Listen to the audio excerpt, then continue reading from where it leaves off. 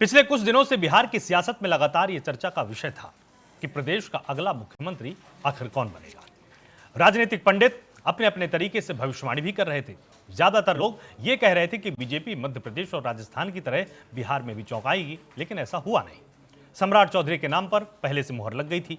आखिर क्यों बीजेपी ने सम्राट चौधरी को ही चुना, इस पर आज हम विस्तार से चर्चा करेंगे, लेकिन उसके पहले पेश है ये खास रिपोर्ट।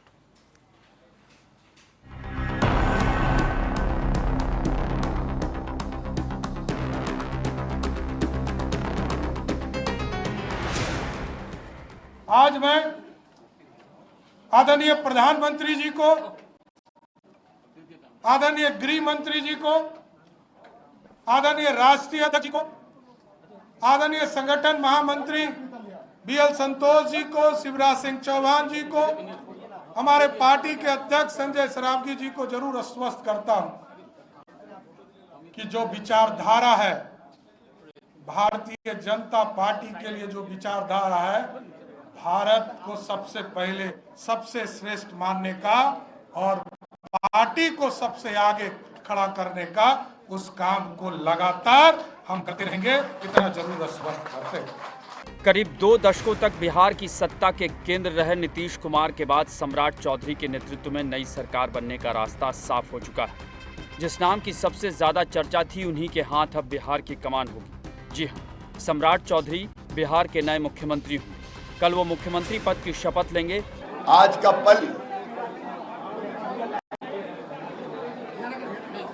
भावुक पल है, आज के क्षण ऐतिहासिक है। भारतीय जनता पार्टी के जनसंघ के जमाने से जिन कार्यकर्ताओं ने अपनी जिंदगी और जवानी झोंक के भारतीय जनता पार्टी के संगठन को खड़ा किया, उनका सपना आज साकार हो रहा है। उधर मुख्यमंत्री पद से इस्तीफा देने के बाद नीतीश कुमार ने पोस्ट कर भरोसा दिया कि नए सेनापति को उनका पूरा सहयोग मिलेगा। सम्राट चौधरी को राजनीति विरासत में मिली है। उनके पिता सपनी चौधरी बिहार के कद्दावर नेताओं में गिने जाते थे।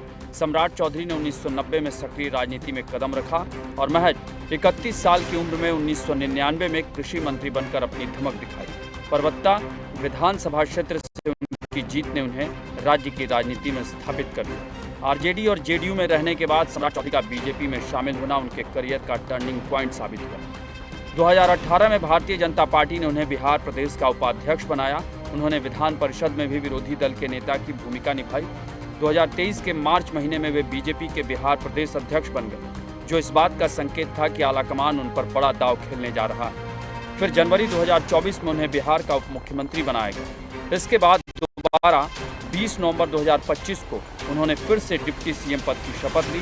बीजेपी में आने के बाद शुरुआती दौर में वह नीतीश कुमार के विरोधी नेता के तौर पर उभरे और उन्होंने संकल्प लिया था कि जब तक नीतीश कुमार को सत्ता से बाहर नहीं करेंगे, वे अपनी पगड़ी नहीं खोलेंगे। हालांकि बदलते समीकरणों के साथ वे नीतीश सरकार में ही डिप्टी सीएम की भूमिका में रहे। सम्राट चौधरी कुर्मी कोयरी समीकरण के कुछ समुदाय से आते हैं। बीजेपी उनके जरिए बिहार के एक बड़े पिछड़ा वर्ग वोट बैंक को अपने पाले में करने की कोशिश कर रही है। वे विपक्ष और सहयोगियों दोनों के सामने अपनी बात बेबाकी से रखने के लिए जाने जाते हैं। यही वजह है कि बीजेपी ने उन पर भरोसा जताया। आज हम इसी अहम मुद्दे पर चर्चा करेंगे। तमाम मेहमान मेरे साथ जुड़ चुके हैं। श्वेता प्रिया जी मेरे साथ हैं, यहाँ पर जेडीयू का पक्ष रखेंगी। श्वेता जी, बहुत स्वागत है आपका टीएनपी न्यूज़ में। साथ ही मेरे साथ प्रोफेसर श्याम कुमार जी यहाँ पर जुड़े हुए हैं, आरजेडी का पक्ष रखेंगे। श्याम जी, बहुत स्वागत है आपका टीएनपी न्यूज़ में। मेरे साथ स्टूडियो में टीएनपी न्यूज़ के कंसल्टिंग एडिटर गोविंद ठाकुर जी भी यहाँ पर जुड़े हुए हैं। इनसे हम संपादकीय पहलू समझने की पूरी कोशिश करेंगे और साथ ही थोड़ी देर में भूपेंद्र जी यहाँ पर मेरे साथ जुड़ेंगे, जो कि बीजेपी का पक्ष रखेंगे। सबसे पहले श्याम जी, अब आपसे जानना चाहेंगे कि लगातार देखिए, विपक्ष होने के नाते चुनाव के पहले से ही आप इस बात के पक्षधर रहे थे कि नीतीश जी को इस बार बिहार सरकार की कमान लंबे समय तक या तो मिलेगी नहीं और अगर मिलेगी तो उनसे जल्दी छीन ली जाएगी। आप लोगों की कही हुई बात साबित हुई, लेकिन अब सत्ता पक्ष की तरफ से ये कहा जा रहा है, खासकर अगर आपने आज ध्यान दिया होगा तो चिराग पासवान ने एक बहुत बड़ी बात कही कि लगातार विपक्ष पहले तो नीतीश कुमार जी को पसंद नहीं कर रहा था, लगातार उनके स्वास्थ्य पर सवाल उठा रहा था, लगातार उनकी मानसिक स्थिति पर सवाल उठा रहा था, लेकिन अब जब वो दिल्ली की तरफ चले गए, राज्यसभा के अब वो सदस्य बन गए, तो अब इनको उन्हीं नीतीश कुमार जी की चिंता हो रही है। देखिए, ये चिंता हमने उनकी हमेशा की है। और बिहार में जो शुचिता की राजनीति का और राजनीतिक नैतिकता का ख्याल हमने हमेशा रखा है। हमारे भले वो राजनीतिक विरोधी हो सकते हैं, वैचारिक विरोधी हो सकते हैं, लेकिन जो तकाजे जो लोकतंत्र के होते हैं उसका पालन हमेशा आरजेडी ने किया। लेकिन बात आज जो नई घटनाक्रम जो बिहार में आज जो हुई है, वो मैं आपको बड़े सीधे सीधे शब्दों में कहता हूँ, 25 से 30 नीतीश के टैग लाइन पर चुनाव लड़ा गया था। कहाँ है नीतीश कुमार जी? उनके चेहरे पर तो चुनाव लड़ा नहीं गया था। जो नए मुख्यमंत्री बने हैं, अच्छा जो ये हुआ है होना ही था। आपको मैं बताऊं, इस बात को बार बार हमारे नेता तेजस्वी यादव साहब ने बिहार के कई चुनाव रैलियों में कहा था, हमेशा अंदेशा था और उसका पुख्ता सबूत थे जो कि आज मतलब प्रमाणित हुआ है। तो ये जनादेश का धोखाधड़ी है, ये बिहार का अपमान है। अब हम लोग तो सामाजिक न्याय के विचारधारा वाले लोग हैं, वैचारिक लोग हैं। हमारा संघर्ष लोकतांत्रिक और संवैधानिक तरीके से चलता रहेगा।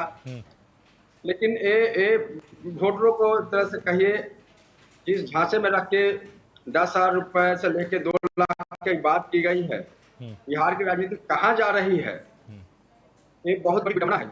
ये तमाम घटनाक्रम हुई है, इसलिए इस पर यही मेरी पहली टेक ऑन है जो आपको मैं कहना चाहता हूँ कि भाजपा के जो मुख्यमंत्री बनाने का जो सपना था, वर्षों पुराना, सदियों पुराना बिल्कुल सपना जो था, जो आज फलीभूत हुआ है। लेकिन वो सामाजिक न्याय लोग को, दलित पिछड़े लोग को, अकलियत को, मजलूम को नेता नहीं मानने के लिए तैयार है। उनके विचारधारा को, उनके मतलब कि जो एजेंडा होते हैं, जो सामाजिक न्याय की बात मानने के लिए तैयार है। अपने स्तर पर राजनीति, अब रिमोट कंट्रोल की राजनीति से बिहार की राजनीति चलेगी। तो जिस बिहार ने मतलब कि देश को दिशा दी है, आज बिहार किस मतलब पगडंडी पे खड़ा है, हमें इसकी चिंता है। और मतलब यकीनन हम इस दिशा में जो हमारे जो जिम्मेदारी एक विपक्ष की तरफ लोकतंत्र में होता है, और निसंदेह हम लोग उस पर खड़े उतरेंगे। और आपने देखा है कि जिस तरह से मुख्यमंत्री के नाम की घोषणा की गई है, उसमें मतलब जनता का कोई इसमें जो है उनका कोई उनकी भागीदारी नहीं है, पूरी मशीनीकृत है।